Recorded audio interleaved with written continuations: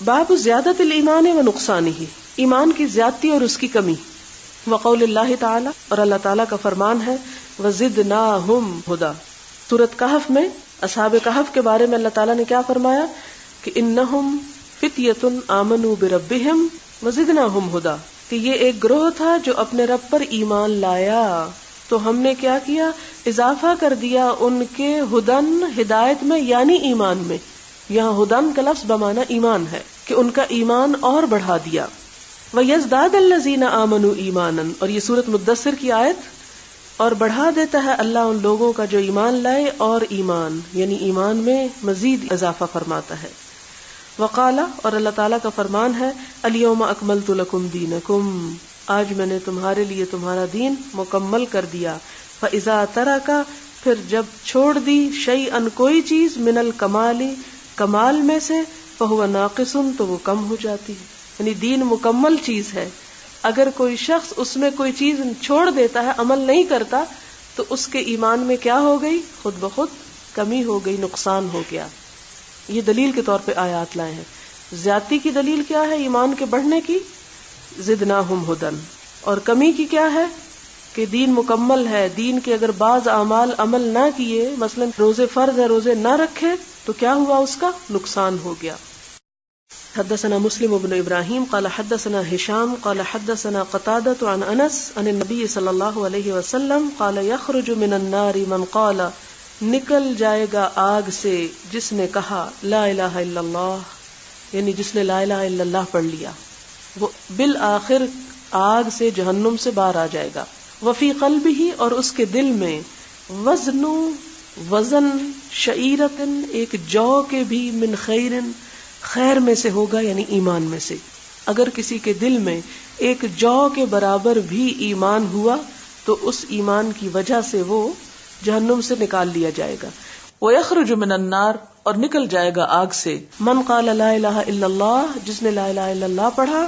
وفی قلبہ، اور اس کے دل میں ہوا، وزن برتن، گیہوں یعنی گندم کے دانے برابر بھی، من خیرن، خیر میں سے یعنی ایمان میں سے. وَيَخْرُجُ مِنَ النَّارِ، اور نکل جائے گا آگ سے، من قال لا الہ الا اللہ، جس نے لا الہ الا اللہ کہا. وفی قلبہ، اور اس کے دل میں ہے، وزن ذرتن، ایک جوار کے دانے برابر بھی، من خیرن، ایمان میں سے.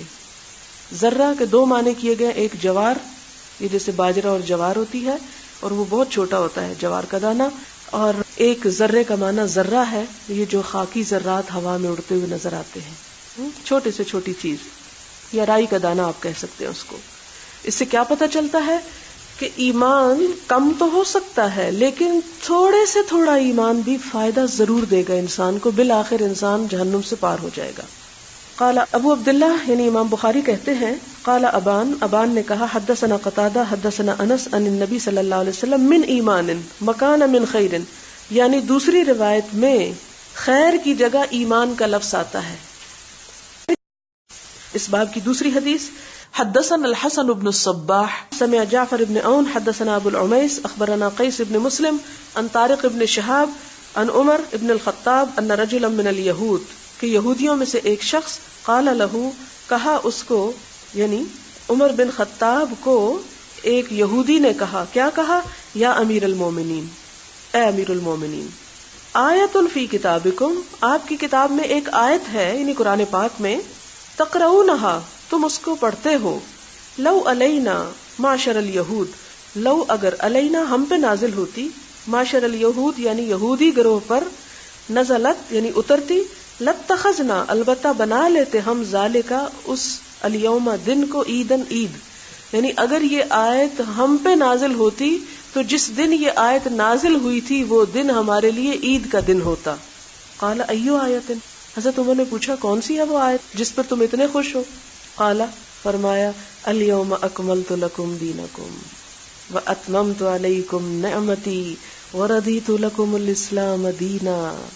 یہ ہے وہ آیت جو کسی اور امت کو نہیں ملی، ایسی خوشخبری کہ آج میں نے تمہارے لیے تمہارا دین مکمل کر دیا اور تم پر اپنی نعمت تمام کر دی، یعنی نعمت اسلام مکمل طور پر تم کو دی. یہود کو نہیں ملی، نصارہ کو نہیں ملی، پچھلی کسی امت کو نہیں ملی، آپ ہیں وہ قابل فخر امت جن کو یہ نعمت ملی. وَرَضِيتُ لَكُمُ الْإِسْلَامَ دِينًا، اور میں نے تمہارے لیے دین اسلام کو پسند کر لیا. قال عمر کہتے ہیں قد عرفنا ذلك اليوم، ہم اس دن کو پہچانتے ہیں، ہمیں معلوم ہے کس دن اتری. والمکان الذی نزلت فیہ، اور اس جگہ کو بھی پہچانتے ہیں ہم جس میں یہ آیت اتری. علی النبی صلی اللہ علیہ وسلم، نبی صلی اللہ علیہ وسلم پر. وہو قائم، اور وہ کھڑے تھے بعرفہ، عرفہ کے میدان میں. یوم جمعۃ، جمعے کے دن، یعنی ذو الحج کی 9 تاریخ کو، یوم حج کو یہ آیت اتری تھی. اور اس سے اگلے دن کو کیا ہوا تھا؟ پھر حاجی تو حج کرتے لیکن باقی لوگوں کے لیے عید. کہ واقعی امت مسلمہ پر اللہ تعالیٰ کا اتنا بڑا احسان اور انعام اور بشارت ہے، تو اس پر جتنی بھی خوشیاں وہ چاہیں منائیں.